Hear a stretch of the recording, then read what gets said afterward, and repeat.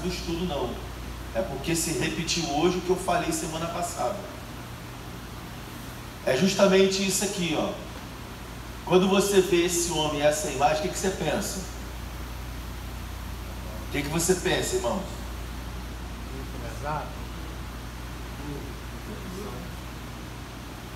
Oi? Oi? Futuro, refletindo. É um alvo. Ele está olhando para um alvo. Ele está olhando para um foco, para um alvo. É isso que eu quero hoje falar com vocês. Sobre foco, sobre ter alvo. O maior fracasso dos homens estão justamente por não terem foco nas suas vidas. Não tem um alvo.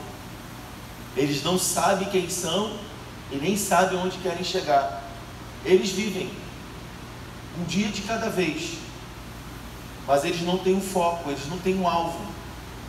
E quando você vive sem foco, sem alvo, você está vulnerável a qualquer coisa.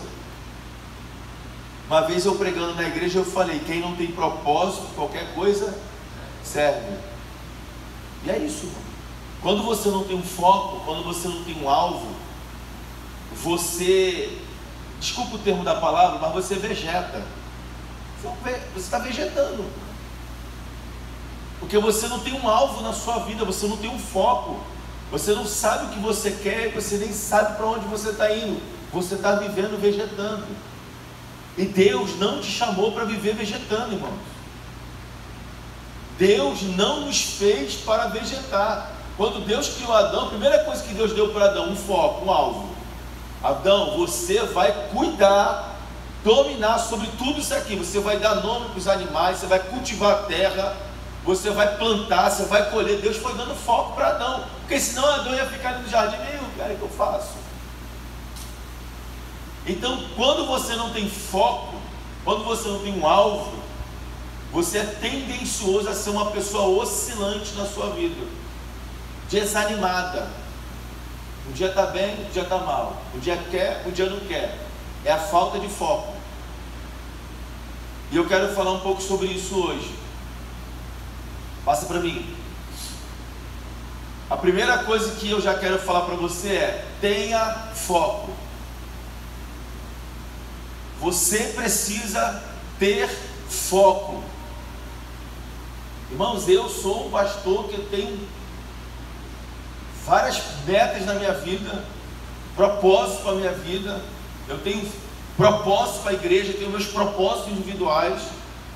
Por quê? Porque é isso que me movimenta. É isso que me move. Ter foco. A primeira coisa que eu já quero que você pense é: qual é o teu foco? O que você tem como foco de vida? Se você não tem foco nenhum, você hoje precisa sair desse estágio que você está. Por quê, pastor? Porque senão, meu irmão, o tempo está passando e está assim, ó. A gente já está em março, irmão, praticamente. O tempo está passando de uma forma acelerada. E se você não tiver foco, você vai ficar lá em Salmo 126. Você vai ficar como os que sonham. Vai só assistir todo mundo vivendo, conquistando, e você lá, vegetando, sem viver nada. Então, tenha foco. Olha para alguém que está perto de você e fala: você precisa ter foco. Fala para o outro também, vai.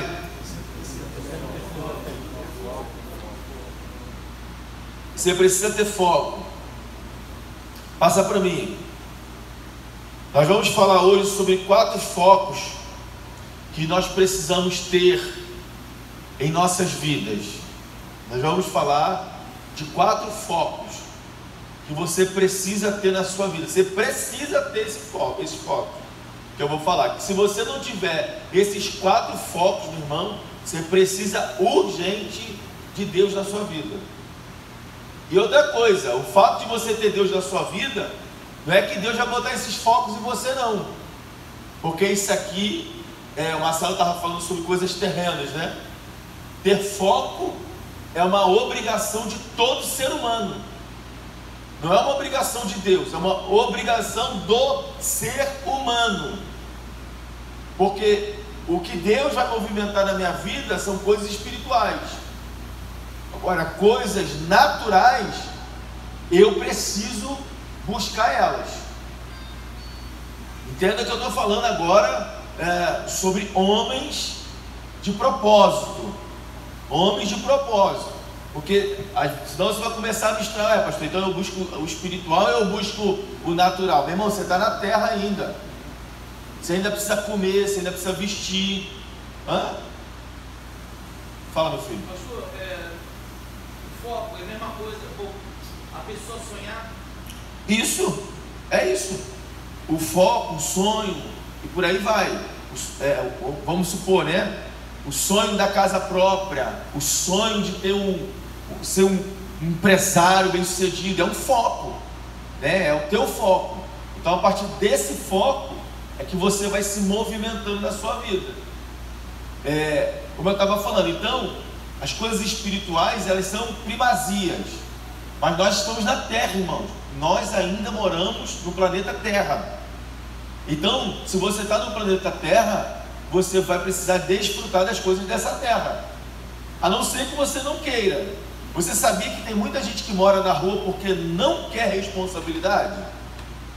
Nem todo mundo que mora na rua está ali porque não conseguiu emprego. Não, é só você parar para conversar com ele e falar: eu quero te ajudar, vou te levar para o conselho de recuperação. Ele fala: não, pode me deixar aqui mesmo.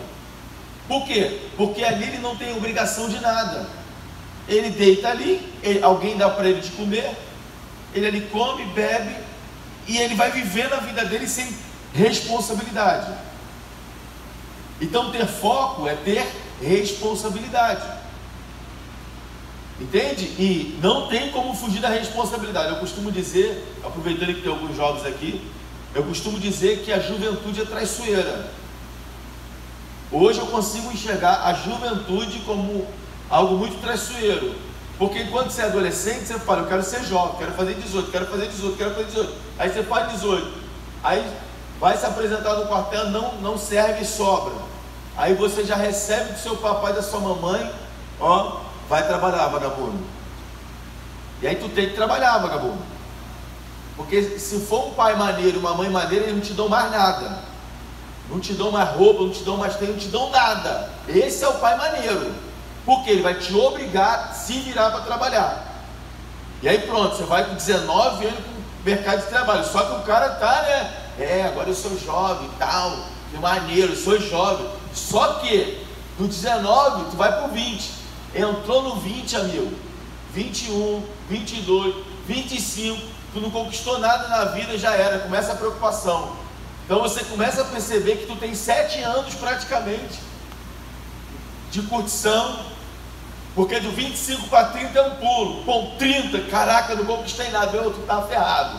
Com 30 anos tu não conquistou nada, tu tá lascado, irmão.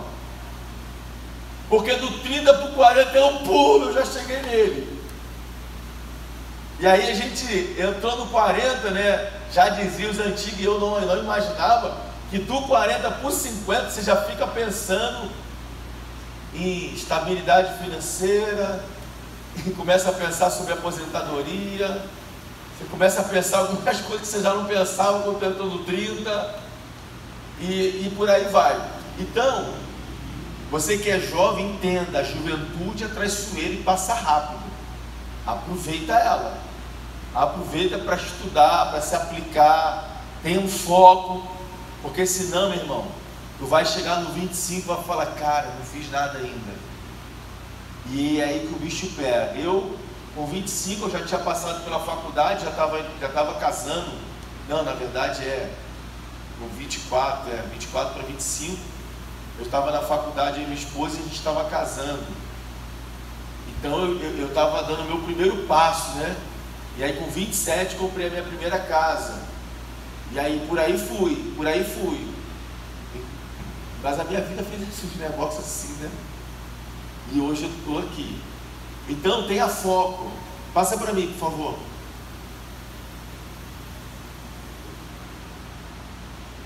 Eu descobri que eu escolhi um slide muito ruim. Tem como aclarear esse negócio? Ou é esse slide que é bem ruim mesmo? Esse não é a tela, ô Israel. De repente tem que clarear mais a tela do telão para poder ficar melhor. Oi. O que acontece? Eu estou sobre o mendigo. Tem um mendigo lá perto da loja. Toda vez que ele me vê, ele quer R$5. Aí ele dá R$5. Eu comecei a dar R$5 para ele. Na hora que eu ir embora. Aí eu fui falar para ele, cara, o que acontece? Não quer ficar internado sem reabilitação não? Eu consigo te internar, cara. Vamos, te dou um apoio, sempre estou lá para te visitar. Aí ele falou assim, não, eu gosto de ficar assim. Não gosto de compromisso com nada não. Olha aí. Aí eu fiquei assim para a cara dele. Não quero compromisso não, não quero não. Eu gosto de ficar aqui, eu pego comida aqui, eu ali, turno ali, pego água ali. Acabou o jeito que tá. Eu falei, nunca mais desci. Mas é porque não quer responsabilidade. Não quer. Infelizmente, pessoal, eu não sei se você já ouviu essa reportagem, a máfia dos moradores de rua. Já fizeram uma reportagem sobre isso, sobre a máfia dos moradores de rua. São pessoas que realmente eles estão na rua porque querem. Muitos têm casa, muitos têm família, e enfim. E às vezes a gente acaba cooperando com isso, né? Mas enfim, eu não quero falar sobre esse tema não. Vai conseguir ou não vai? É porque aqui no meu slide dá para me ler tranquilo. Eu queria... Mas eu acho que isso é problema do telão, tá? Porque o meu tablet aqui tá bem que... Se você botar o fundo branco... Por causa que no vídeo não dá pra enxergar. Ah, tá. Então vamos lá. Algumas das tarefas mais difíceis ultimamente é manter a nossa atenção em um único foco. São tantas as distrações, são tantas as alternativas, tantos os convites e influências que nos ditam o que fazer, como agir, como ser. Tanta coisa atraente, tanta coisa bonita, tanta coisa boa. No meio de tudo isso, é bem provável perdermos o foco inicial. Nos perdemos pelo caminho. Às vezes, decidimos parar para olhar, como se fosse uma vitrine, e mais outra, até que finalmente entramos em uma dessas lojas e esquecemos que realmente fomos fazer em determinado local, ou que certamente não era tratar daquelas lojas e muito menos comprar algumas coisas. Aqui eu estou trazendo uma reflexão como se fossem lojas, vitrines. Você tem um foco, mas tantas coisas vão aparecendo, e essas coisas que vão aparecendo, elas meio que vão tirando a sua atenção. Você tem um foco, mas elas vão tirando a sua atenção, até que por um momento você sai do foco que você estabeleceu, e quando você menos se dá conta de, cara, o meu foco era esse aqui, eu me distraí. Então é justamente trazer você, vem cá, vai ter que ficar parando toda hora para fazer isso? Então deixa do jeito que estava, gente, não vai me atrapalhar, deixa do jeito que estava, passa para mim. Essa é a nossa realidade na vida espiritual também. São tantas opções para passarmos o tempo, tantas influências nos dizendo o que é bom, o que é certo ou errado, e acabamos nos prendendo, nos perdendo, analisando todas essas coisas, sendo que já conhecemos o caminho, já temos tudo o que precisamos, e já sabemos o que fazer por aqui, ou melhor, já sabemos, quem sabe o que temos, e já sabemos o que temos que fazer. Agora eu estou fazendo um paralelo sobre a vida espiritual. Todo mundo sabe o que tem que fazer, não sabe? O que você tem que fazer para manter a sua vida espiritual viva, acesa? Você sabe o que tem que fazer, não sabe? Mas por que as distrações, aquilo que aparece no caminho, tira a nossa atenção? O nosso foco quem é? Na vida espiritual, quem é nosso foco? É Cristo, né? Cristo é o nosso foco. Quando eu falo Cristo é o nosso foco é se parecer com Cristo, para poder chegar na eternidade, para poder chegar no céu que Ele preparou para nós. Mas nessa jornada de se parecer com Cristo e de chegar no céu, quanta coisa que aparece, irmãos, quantos ensinamentos, quantas teologias nós já temos visto, quantos ventos de doutrinas, né, têm aparecido na face da terra, mas tudo isso para tirar nossa atenção, para nos tirar do foco que é Cristo. Então, se a gente sabe o que temos que fazer e não fazemos e não praticamos, se a gente não se policiar, nós vamos perder o foco que é Cristo. E uma coisa que eu sempre falo, irmãos, ninguém se desvia da noite para o dia. Ninguém se desvia da noite para o dia. Você se desviou no momento que você perdeu o seu foco e deixou alguma coisa distrair você. E a partir dessa distração você foi sendo levado, foi sendo conduzido, até que de repente não, até que seu coração se esfria, você já não quer mais orar, você já não quer mais ler Bíblia, não quer mais ir para o culto, não quer mais nada. Aí o que te resta é dizer, pô, cara, na boa, vou dar um tempo de igreja. E isso quando você não começa a ver o problema na igreja, porque aquele que está frio, ele começa a ver problemas na igreja, sendo que a igreja se tornou um problema quando nós chegamos nela. Pegou ou não? Amém. A igreja se tornou um problema quando eu e você chegamos nela. Por quê? Porque nós somos defeituosos. Deus é perfeito, a igreja de Deus é perfeita, mas nós não. Então, quando o cara está frio, ele já começa a achar defeito na igreja, mas na verdade, esses defeitos que ele está vendo sempre existiram. O problema é que agora ele quer um motivo para justificar o seu fracasso e a sua distração. Então, como Adão, muitas pessoas não querem assumir as suas responsabilidades e quer transferir para alguém. No caso de Adão, ele transferiu para Eva. No dia de hoje, a gente transfere para os problemas. Não, esse problema aqui, essa situação, por aí vai. Então, nós temos um foco que é Cristo. Vai, passa. Aqui eu estou dando exatamente um apanhado sobre essa questão de um shopping, de lojas. Quer ver? Pense num shopping center, um local totalmente planejado e esquematizado para fazer você comprar e se sentir bem naquele local. Um ambiente climatizado, aparentemente limpo, piso bonito, vidros por todo lado, luzes, cores atraentes, exposições luxuosas. Nos sentimos num castelo muitas das vezes. Tudo isso para nos motivar a comprar produtos ali expostos, pois este mundo é até a nossa natureza humana, são igualzinhos. Ceder aos nossos desejos e paixões parece muito bom, junto com as circunstâncias e o ambiente climatizado que nos rodeia.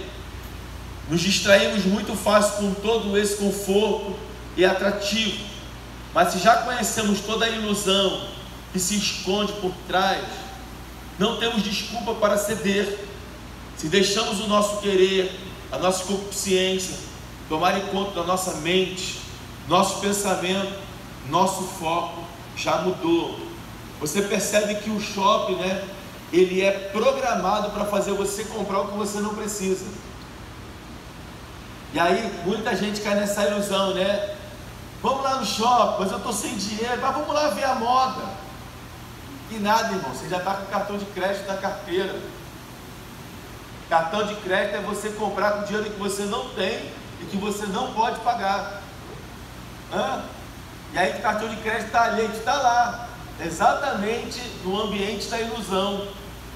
Que aí você começa a ver o que você não precisa, você começa a desejar o que você não precisa, até que por causa de todo aquele ambiente sedutor você cede, você vai lá e compra.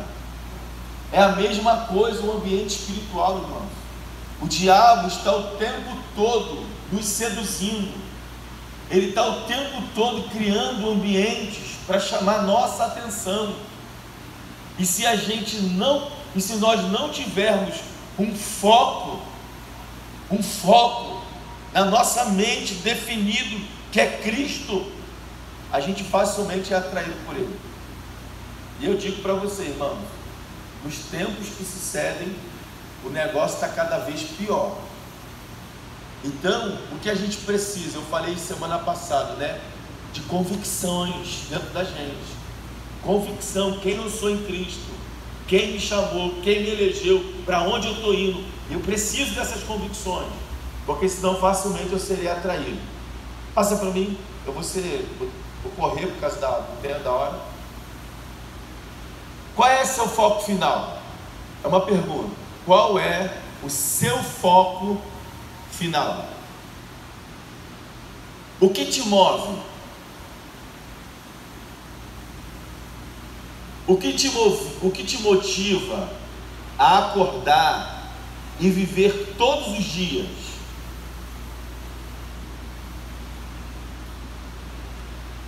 Ou você nem sabe por que vive?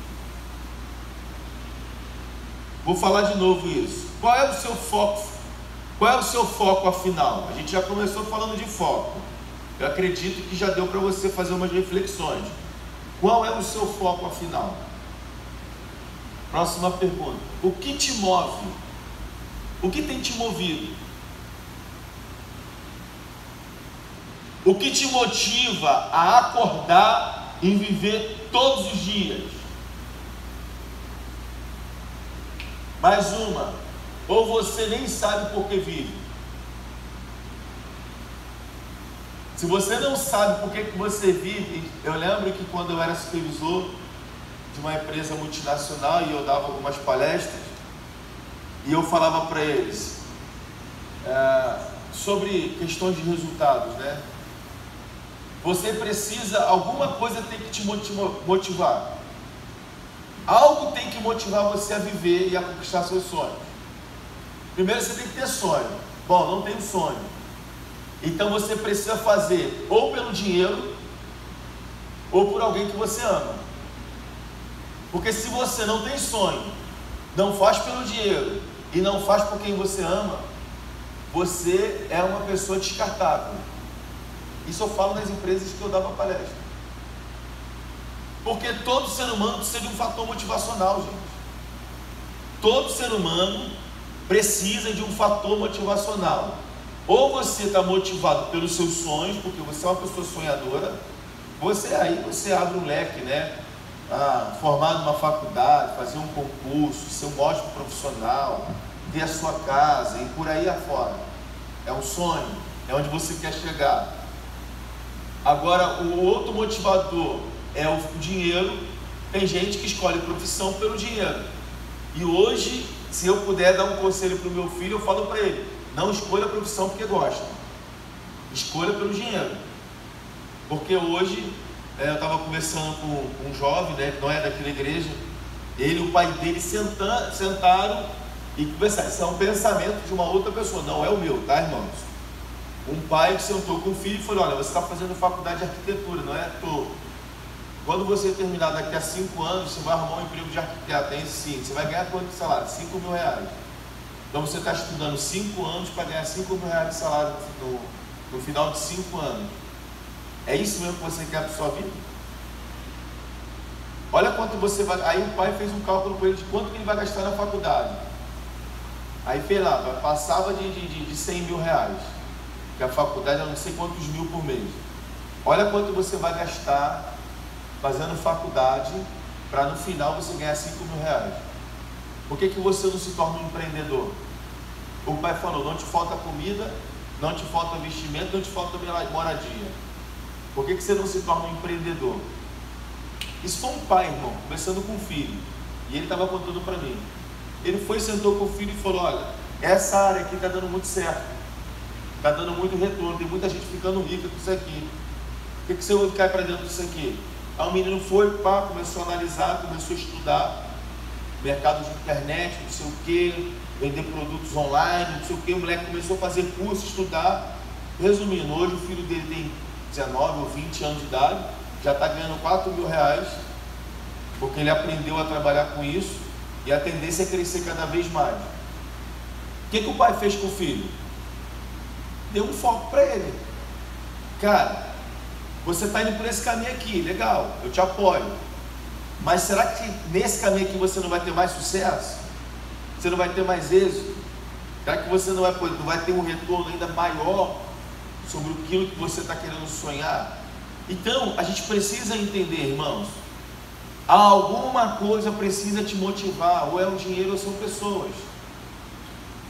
Agora, o que você não pode é ficar sem ter um foco, porque se você não tem foco, você não faz por ninguém, e isso é muito triste, ainda mais para quem já construiu família, irmãos. Ninguém mandou você ir atrás da cheirosa,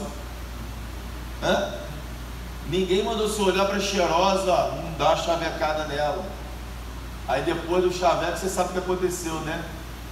Mas depois de 9 meses você viu o resultado. E agora? Agora você é o macho da espécie. Você é o lobo caçador. Agora você que vai à luta. Entende? Então é muito triste um pai de família, né, um marido que não tem foco. Porque ele vai levando toda a família para esse abismo que ele está indo. O filho já cresce olhando para o pai desorientado, porque o pai não sabe para onde está indo. Então o filho já fica olhando para o pai. Então é assim que o homem é assim que o homem se comporta, é assim que o homem se conduz uma casa. E aí, o que vai acontecer desse filho? Ele vai crescer tendo essa mentalidade de homem, e é esse homem que ele vai ter como padrão de vida. Então ele já vai casar com uma mulher, e essa mulher vai ver ele fazendo as mesmas coisas. E aí o filho que nasce, agora que é o neto, já vai nascendo, vendo todo o comportamento de um pai sem foco, de um marido sem propósito, e que vai conduzindo a filha, os filhos e a família para esse mesmo lugar, aonde ninguém sabe para onde está indo. Irmãos, se tem uma coisa que eu acho lindo, eu estou fazendo uma série de exames, eu e minha esposa, e aí eu estava conversando com um médico, e eu acho lindo quando você está conversando com o médico e ele fala, não, meu filho também é médico, minha filha também é, já tem o meu neto que já está na faculdade. Cara, eu vibro com aquilo, eu falo, cara, que legal. Por quê? Porque o pai, ele foi um foco para os filhos. Os filhos olham para o pai e falam, cara, eu quero ser igual ao meu pai. E aí o neto já está vindo e já está, cara, eu quero ser igual ao meu avô. Sabe, é disso que eu estou falando, gente. Da gente ter um foco e trazer aqueles que estão atrás da gente para ter um foco também. O meu filho tem 9 anos de idade. Eu converso constantemente com ele sobre o futuro dele. Eu lembro que uma vez eu estava aqui na igreja e Deus me deu uma visão de um manto descendo sobre ele, e o Senhor falou para mim, abraça ele. Eu abracei, e o Senhor falou, hoje eu estendo a promessa que está sobre mim, sobre você, sobre o seu filho.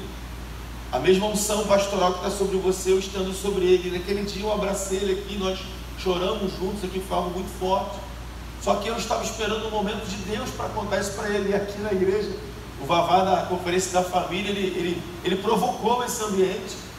E a partir daquele momento eu já comecei a falar para o Pedro, olha, Deus te chamou no ministério pastoral, você é vocacionado por Deus, mas eu tenho um sonho para você. Além do ministério pastoral, eu tenho um sonho.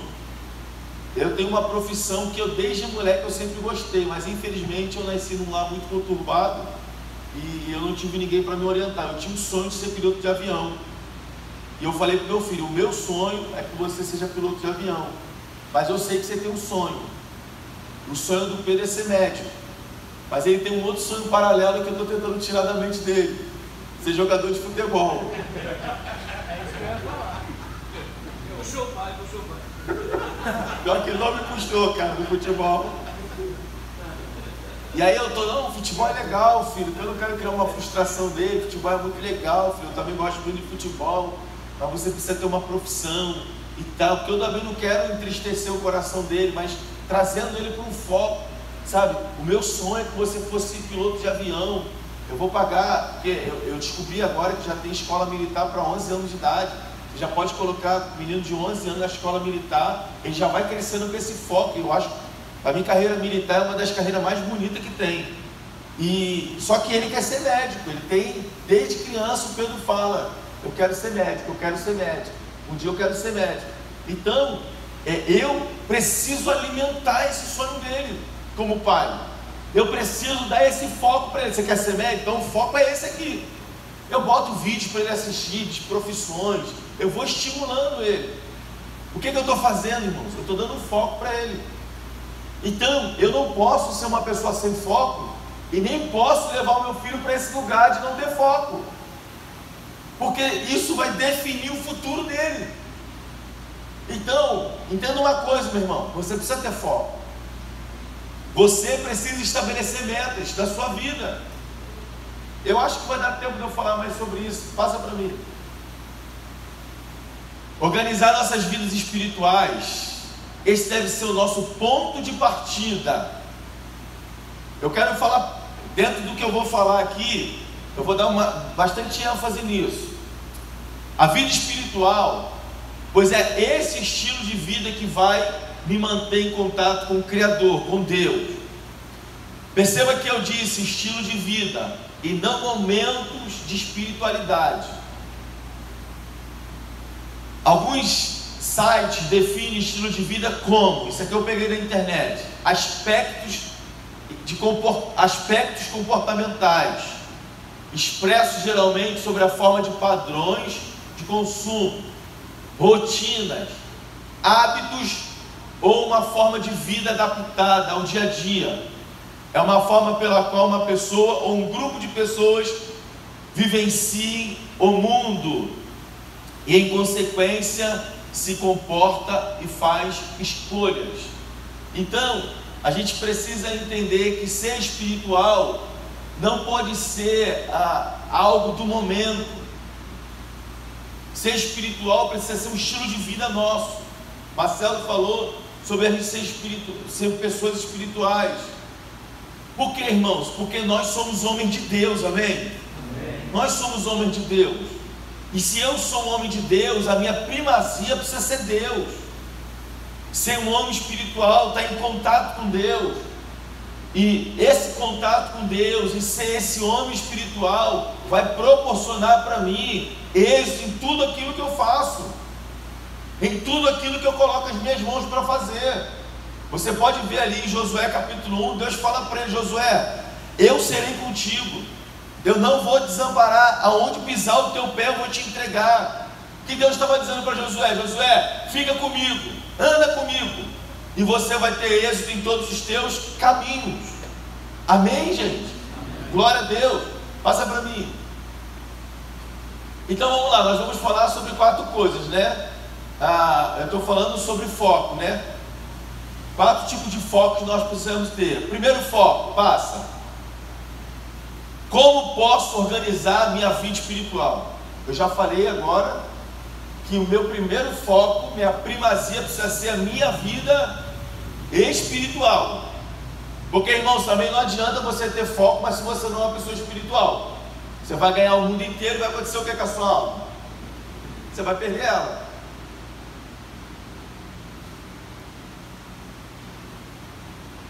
Desculpa falar uma verdade para você, mas você está num mundo que você não tem para onde correr. Qual é seu nome, meu filho? Alex, nós somos um garçom nesse mundo. Nós precisamos ter habilidade para equilibrar vários pratos. Não é isso, meu filho? Não é isso, Hélio? E não temos para onde correr. Pastor, vida espiritual, família, financeiro, irmão, é o mundo que a gente vive. Não tem como você se omitir de alguma coisa. E se você se omitir de uma coisa, você vai ver a consequência que causa. Então, peraí, vamos organizar tudo aqui, amém? Vamos organizar. Primeira coisa que eu preciso ter em mente, está aqui. Primeiro foco que eu preciso ter. Vou te ajudar a se organizar agora. Primeiro foco que eu preciso ter: como eu posso organizar a minha vida espiritual? Porque o meu primeiro foco é a minha vida espiritual. Pegou aí? Primeiro foco que eu tenho que ter: manter a minha vida espiritual organizada. Como eu faço isso? Passa para mim.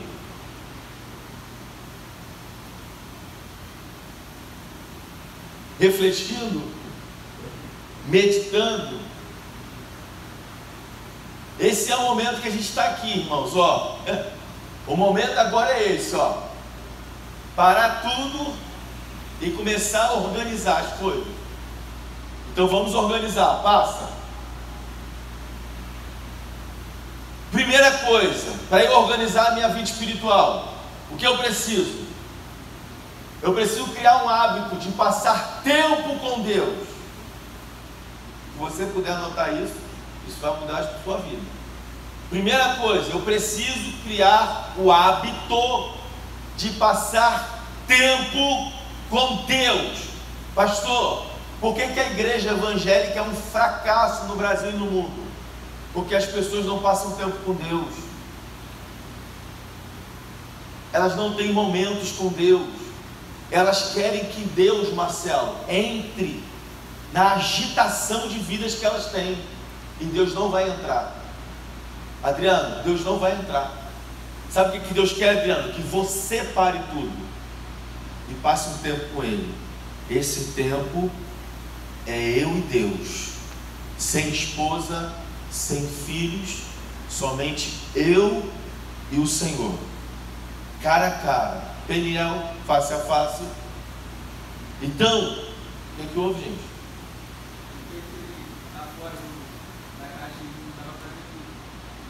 Mas não fica fazendo isso não, deixei direto, não vai me atrapalhar. Então vamos lá. Primeira coisa, ficou uma luz branca aqui no meio. Crie o hábito de passar tempo com Deus. Não importa a quantidade de horas. Está dando para me ler. Bom, claro, com um branco aqui no meio. Pode deixar do jeito que está já.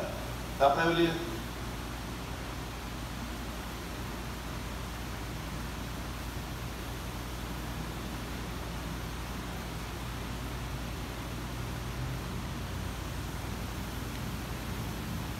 Ó, não importa a quantidade de horas, precisa ser diariamente.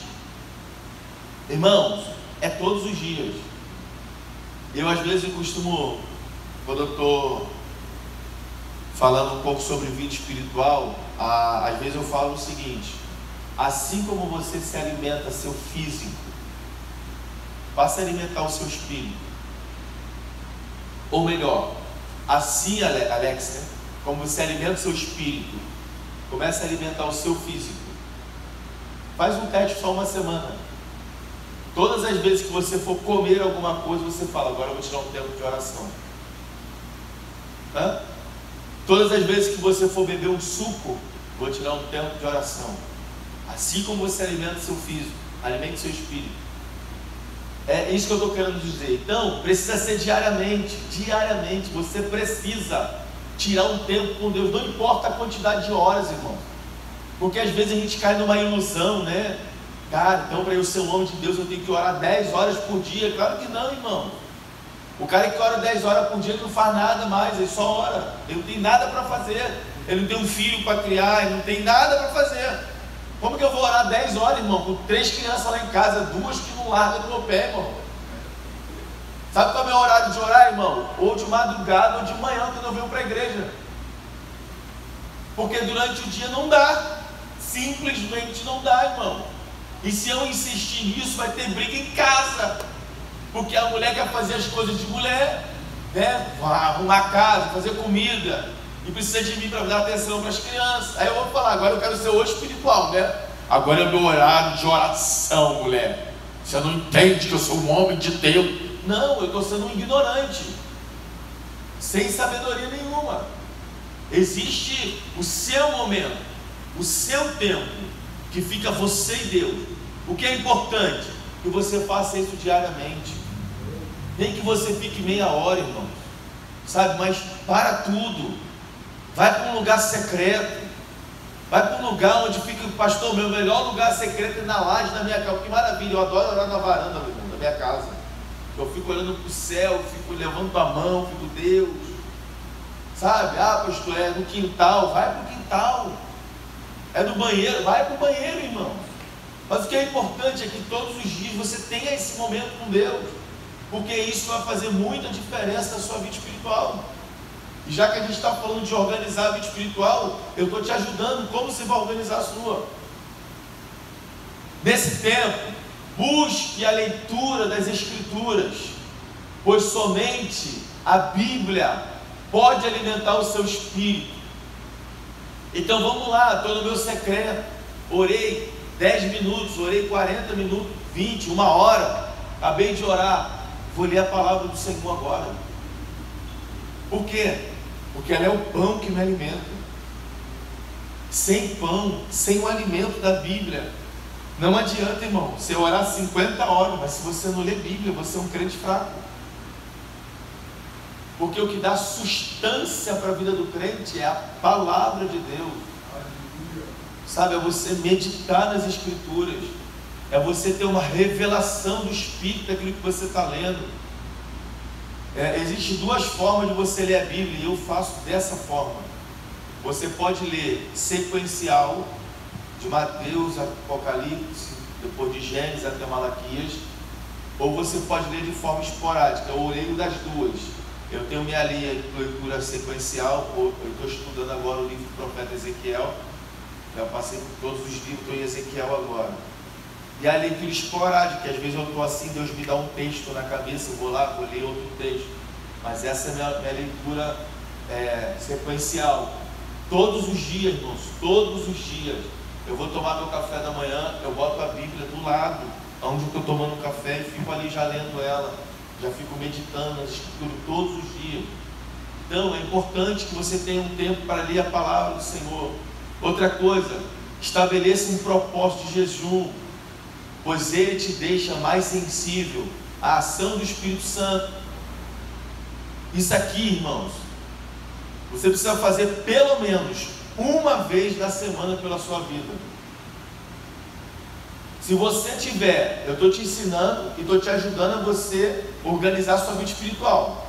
Se você todos os dias passar um tempo com Deus de oração, vou falar de novo, não importa a quantidade de horas, nesse tempo você lê as Escrituras, lê a Bíblia Sagrada, e uma vez por semana, pelo menos uma vez por semana, você fazer um jejum pela sua vida, você vai ser um crente forte espiritualmente. Você vai ser um cristão fortalecido por Deus. Porque o jejum, ele tem pelo menos 2 propósitos na minha vida. Primeiro, ele me faz dominar sobre o pecado. Por que tem muita gente que não resiste ao pecado? Porque ele jejua. Pegou essa? Porque o jejum mortifica a sua carne. Segundo, ele me faz vulnerável a uma ação do Espírito de Deus sobre a minha vida. Porque sabe quando Deus vem para transformar a gente? Quando a gente está em jejum. Porque o jejum é para Deus mudar quem eu sou, não é para mudar quem Deus é. Aí tem gente que jejua, vou jejuar para que o poder de Deus se manifeste. Não se jejua para o poder de Deus se manifestar, porque o poder de Deus se manifesta quando Ele quer. É Ele que decide. Agora eu vou jejuar para Deus me moldar, me transformar, me fazer um cristão melhor, estar mais sensível à forma do Senhor, mais quebrantado, mais puro, mais limpo de coração. Aí sim. Então, jejum, pois ele te deixa mais ansiar. Busque se envolver com as atividades da casa do Senhor. Faça qualquer coisa, mas se envolva. Isso vai trazer a você satisfação, em se sentir útil. Então você tem leitura da Bíblia, oração, jejum. E agora, pastor, se envolva com as coisas de Deus, pô.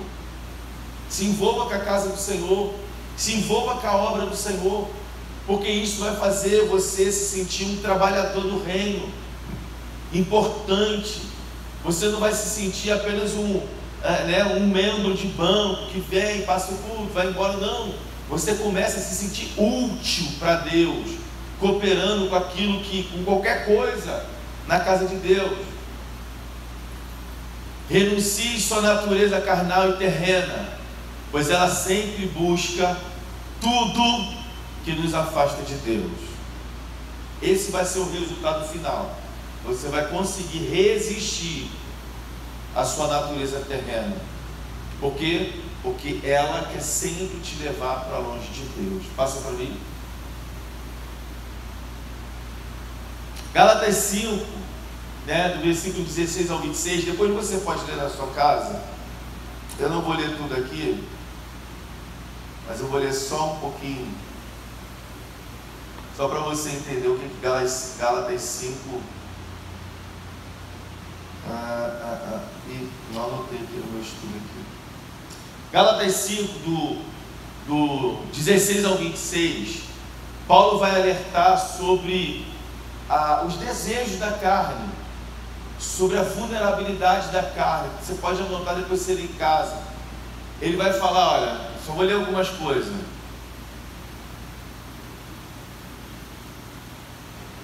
Andai no Espírito, jamais satisfazeis as concupiscências da carne, porque a carne milita contra o Espírito e o Espírito contra a carne, porque são opostos entre si, para que não façais o que porventura seja o vosso querer.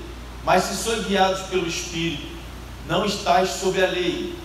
Ora, as obras da carne são conhecidas e são.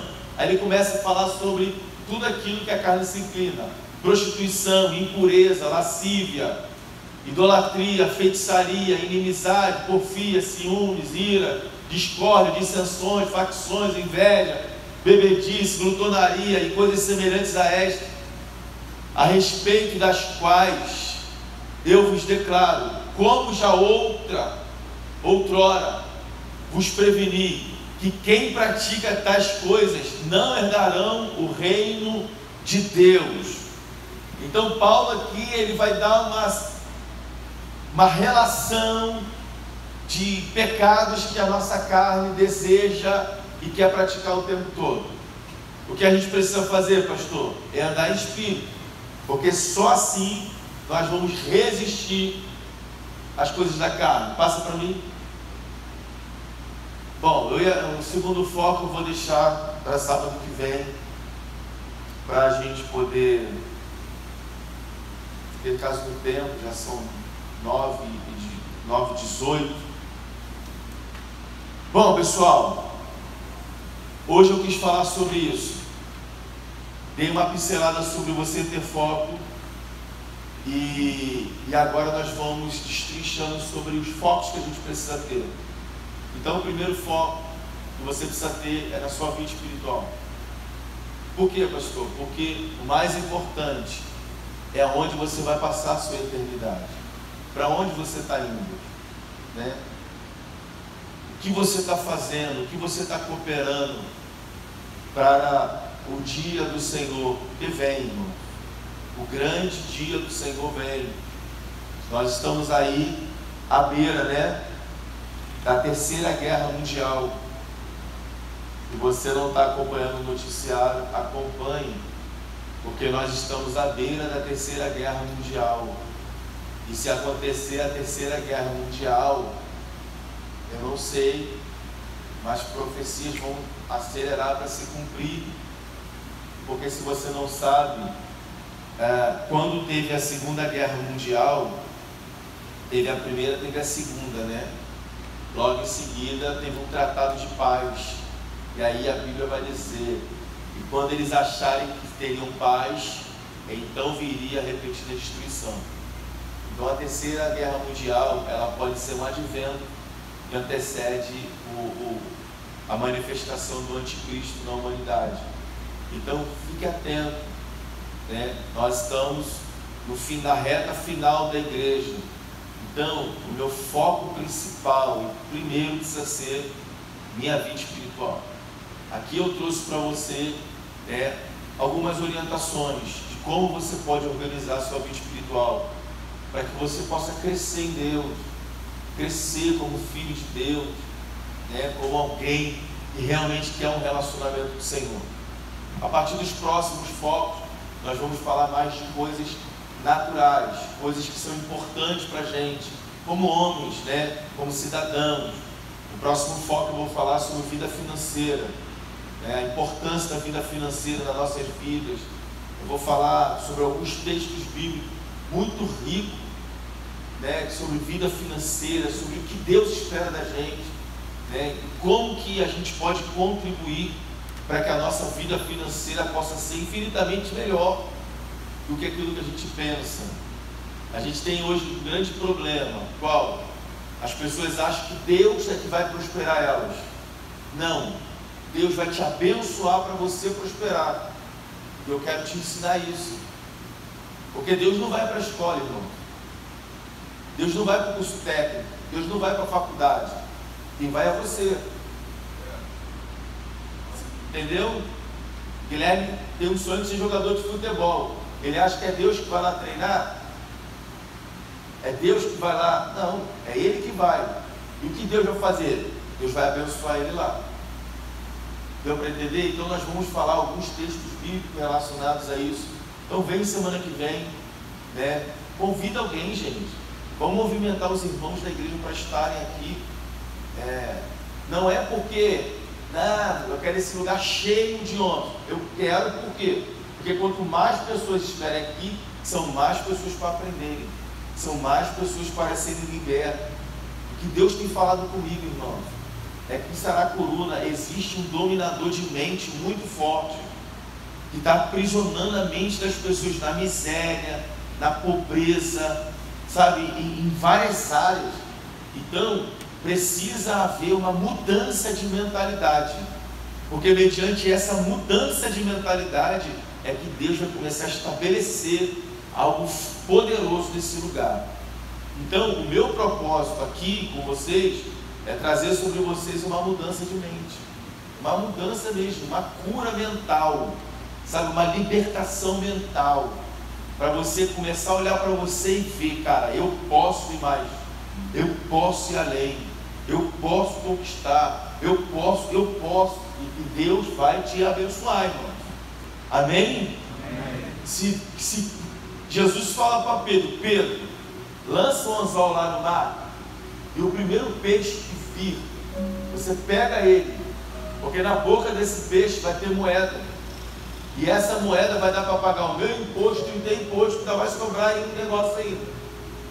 Agora, se Pedro duvida do que Jesus está falando, irmão, se Pedro não tem a atitude de ir e de lançar um anzol, ele não seria abençoado. Então o que a gente precisa entender? O que eu estou ensinando é palavra de vida. O que eu estou liberando sobre vocês é palavra de vida. Agora vocês precisam crer, acreditar, e a partir daí, irmãos, o milagre vai acontecer. Pedro acreditou, foi. Quando ele foi, o milagre se manifestou. Então é isso que Deus vai proporcionar para a gente aqui. Amém, homens? Amém, irmãos? Glória a Deus. Você pode ficar de pé aí, nós vamos terminar o nosso culto dessa noite. Que isso, gente? Eu queria que você fechasse seus olhos por um segundo. Eu queria orar por você. Eu queria orar enquanto você está com seus olhos fechados.